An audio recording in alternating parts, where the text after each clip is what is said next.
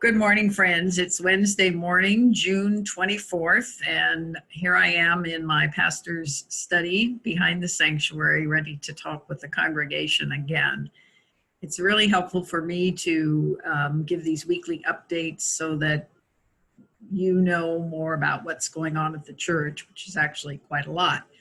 I can report that our Reopen the Building team had its first meeting on Monday, and they have a lot of work cut out for them. The conference has provided us a 20-page guidebook to set up the required reopening protocol for any kind of in-person worship, whether outside or inside. And our team is going to work first on a protocol for outside gatherings, which are much safer right now.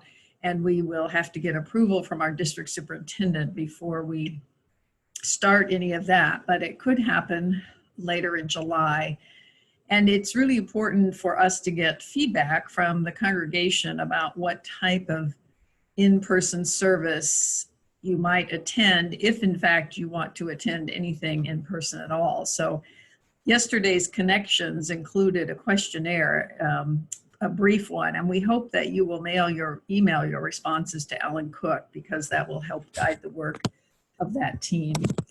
The COVID-19 cases in our county, San Joaquin County, continue to increase. Hospitalizations continue to increase, and we are all well aware that the safety of our community, not only our church members, but our whole community, is a primary concern. We are following the three basic Wesleyan rules, which include do no harm, do all the good you can, and stay in love with God. And so we want to make sure that as we think about the in-person options, which many of us are very anxious for, that we are able to fulfill that first Wesleyan rule, do no harm, because churches, it turns out, especially inside, have been one of the best or worst, depending on how you look at it, incubators for this virus. So people who have gathered in churches have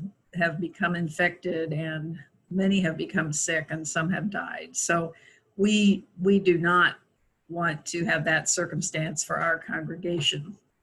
And even as we are thinking about what our in-person options are for the next few months, I will continue to encourage people in high-risk categories to worship from home, just because that keeps everyone safer.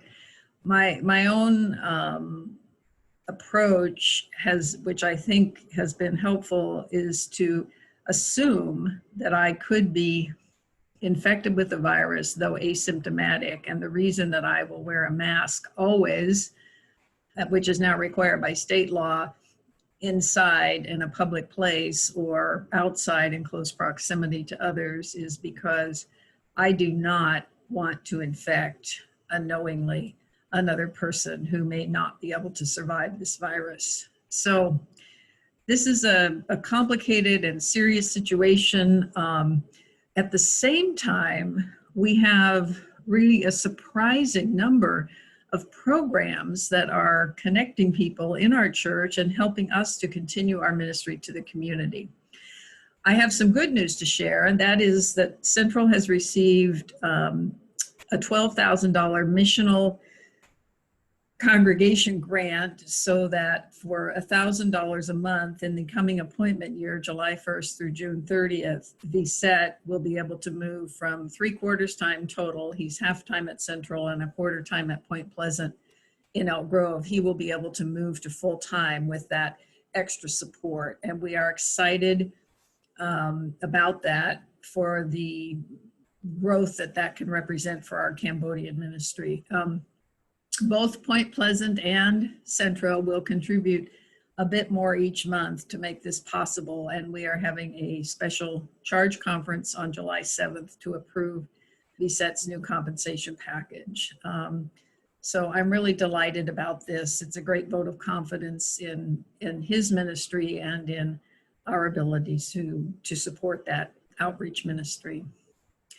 Our youth continue to gather mostly online, although the other day they had the opportunity to gather massed in person to do some major yard work at the home of some members, and they really enjoyed being together. And they will be reading and discussing a book this summer called The Hate You Give. I read this book last weekend. It's an interesting read, and it's very timely for what is going on in our country right now. So if you have a chance, you might want to take a look at it. We have a number of new small groups, including our parent groups on Tuesday nights, a group that is reading the book Waking Up White on Tuesday late in the afternoon. And we have some new young adult leadership for our Delta group, which Robbie and I are very excited about. So there's a lot going on. Tomorrow we have a food drive for El Concilio, which is a local food pantry that doesn't usually get much support. They were very excited about our food drive last month and are looking forward to receiving donations again tomorrow, which somebody will take over in the church van. So please do continue to communicate with us via voicemail or email or old-fashioned snail mail as concerns arise. Your team is available. We are working hard, and we are here to support you in any way we can, even though we can't be physically present together. Central's ministry is strong. The gifts that we provide to the community are really making a difference.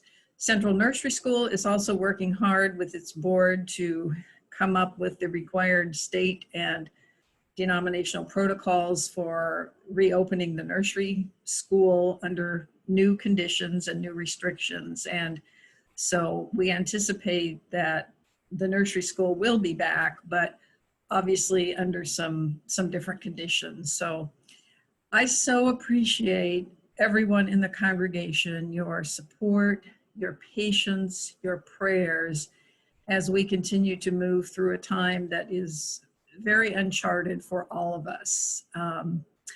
And it continues to be my great joy and privilege to be your pastor. So I look forward to seeing you on Sunday. And I look forward to seeing you on the various Zoom gatherings that we have. And I am always happy to receive and return phone calls and emails. So God bless you this week, and we'll see you soon.